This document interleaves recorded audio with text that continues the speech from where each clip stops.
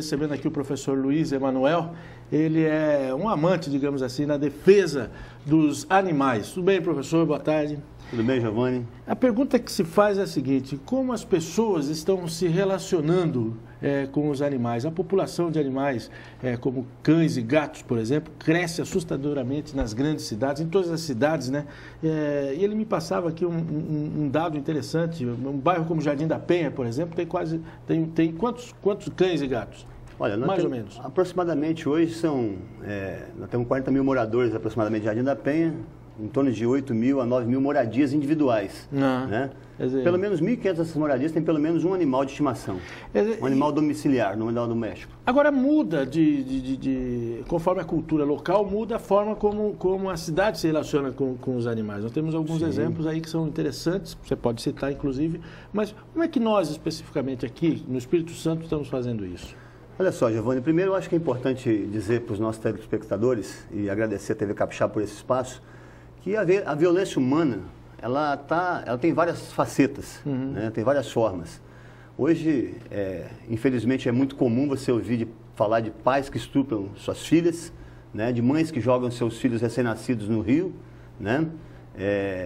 Outros jovens adolescentes de classe média que estão colocando fogo em índios, colocando fogo em mendigos pelo Brasil afora. Quer dizer, olha-se a violência humana como a violência do ser humano contra o seu semelhante, mas não se olha o que pratica os animais, por exemplo. Na verdade, é mais do que isso. Você olha, normalmente, nesse aspecto, a violência tem que ser vista do ser humano que quer subjugar um ente que ele entende como mais fraco a partir da sua força física.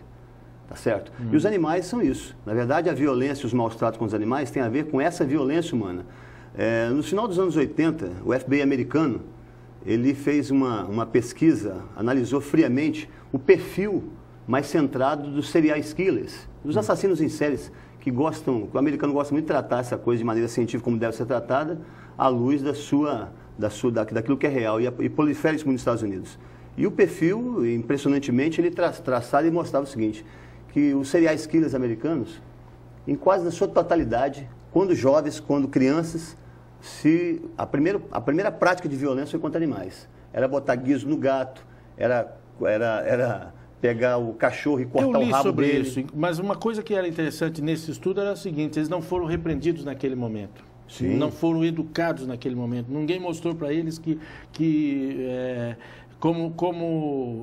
tipo, você gostaria que isso ocorresse com você, entendeu? Ninguém deu uma travada, digamos assim, no momento que eles praticavam esse tipo de agressão, né? Exatamente.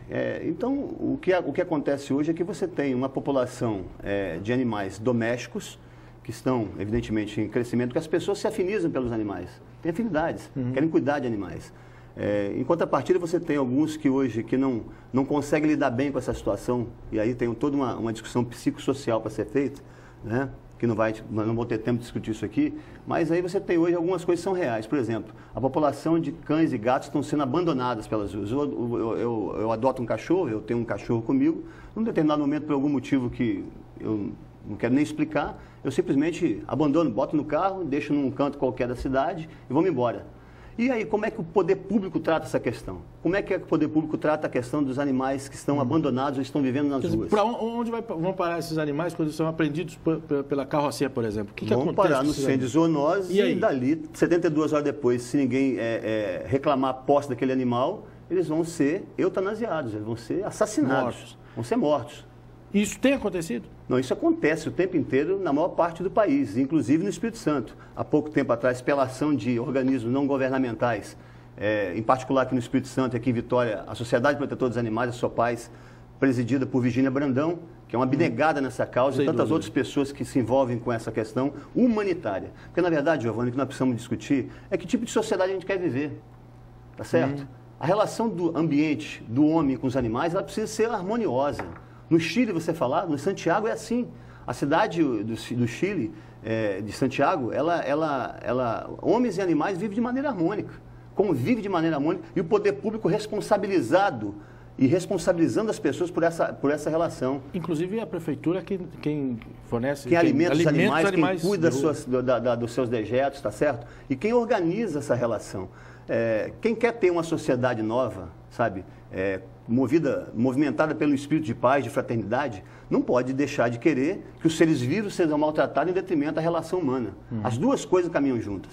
Qual seria a saída, qual seria a alternativa em relação aos animais de rua que são recolhidos pelo pessoal das zoonoses? Primeiro, políticas públicas claras, defendidas e incrementadas pelo poder público. Nós queremos aqui em Vitória, por exemplo, vamos tratar de Vitória, que é a nossa cidade, nós queremos que o município de Vitória assuma a responsabilidade de humanizar os centros de zoonoses de Vitória. A gente poder usar os centros de zoonoses como o quê? Como um espaço onde a gente vai recolher os animais que estão abandonados, levar para os centros de zoonoses, fazer uma triagem para ver aqueles que estão muito adoentados e esses não tem jeito, vão ter que ir para a eutanásia, tá certo? E aqueles que não estão serão esterilizados, a castração, né? Para depois, então, num ambiente diferente, que a gente possa, o poder público, inclusive, ofertar esses animais em algum espaço para que pessoas possam adotá-los. Para que seres humanos, que tem aí, várias pessoas hoje adotam animais, vão buscar animais para poder cuidar. Então, essa é a tarefa do poder público. Você tem uma militância política já há muito tempo aqui em Vitória. Esse tipo de questão é debatido e com que nível, com que interesse pelos vereadores aqui da capital? Olha só, infelizmente não há ainda uma ação mais consistente. Nas eleições passadas, em 2008, nós discutimos muito isso no processo eleitoral. Talvez tenha sido a grande novidade do processo eleitoral. E de lá para cá, de 2008 para cá, a Câmara ensaiou algumas discussões sobre esse tema, mas ainda de maneira muito tímida. Então nós vamos voltar essa discussão agora, vamos conversar com os pré-candidatos a prefeito da cidade, né? E vamos chamar a atenção para os nossos representantes políticos se responsabilizarem com esse debate. O que nos chamou a atenção e nos convenceu a convidá-lo para essa entrevista foi justamente o fato de você militar muito na internet a respeito dessa questão de defesa dos animais, né? Eu queria que você deixasse aí o endereço no Facebook para quem queira pois não. debater esse tipo de assunto, sugerir coisas aí, porque eu sei que, inclusive as ONGs que atuam nessa área, todas estão lá conversando com você o tempo todo, né? Sim. Qual que é o seu endereço lá? Meu endereço é Luiz Emanuel, Luiz com Z, Emanuel com U, né? É minha página no Facebook, tá certo? Defensor dos animais. Defensor dos direitos dos animais, né? Que eu acho que é mais do que defender só os animais. Nós temos que defender os direitos deles, né? Nesse sentido. Eu só queria deixar claro o seguinte, que nós precisamos pedir aos nossos cidadãos que quando tiverem de posse de uma situação onde um animal seja maltratado, por favor, denuncie. Sabe? Nós temos legislação que protege os animais. A Lei 24.645 de 1934, do governo Getúlio Vargas, já previa, né, a questão dos maus-tratos dos animais como um crime. Em 1998, no governo Fernando Henrique Cardoso, a Lei 9.605, que é a Lei dos Crimes Ambientais, que prevê no seu artigo 32 a denúncia de maltratos dos animais. Quer dizer, tem toda uma legislação que já pronta para isso. Então é denunciar. Bacana. Luiz Emanuel, professor, por favor, volte mais ao programa para a gente continuar esse assunto. Obrigado, tá, Giovanni. Muito obrigado. Parabéns aí pela iniciativa.